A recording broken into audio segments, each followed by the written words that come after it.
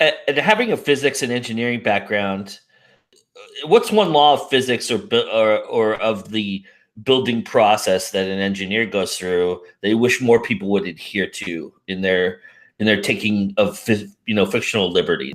Hmm. Do you find that there's one particular physics law or building process that they ignore that they shouldn't? In world building, yes. Uh, how many maps have you seen where they have rivers that don't make sense? You Yeah, know, a ton.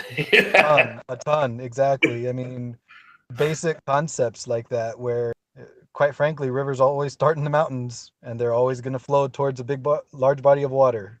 Right. Could be a lake, could be an ocean, whatever. But when I see just random rivers without any terrain, I kind of have to suspend my disbelief there for a while because it just doesn't make any sense. And it's not to say that the worlds aren't beautiful. It's Right. just that there's certain aspects that I think need to play into that. But even with that said, I would also say that I try to incorporate those things into my world, right? Sure.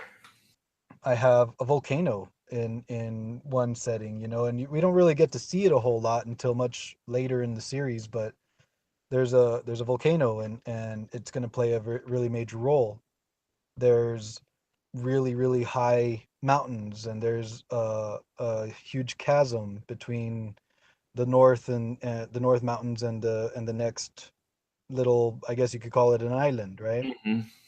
And how I design all that was a lot of fun, but then making sure that all the terrain surrounding that also fits, right? Where are the streams going? Where are the rivers? Where does the Great River start?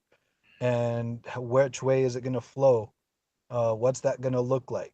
The terrain by one of the cities, which is really, really, and kind of goes from the river, and it juts way up. So I have to make sure that that actually works.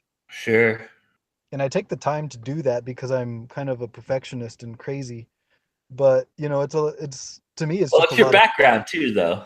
yeah. I like those fantasy worlds, but I also like to make them realistic enough that we can believe it.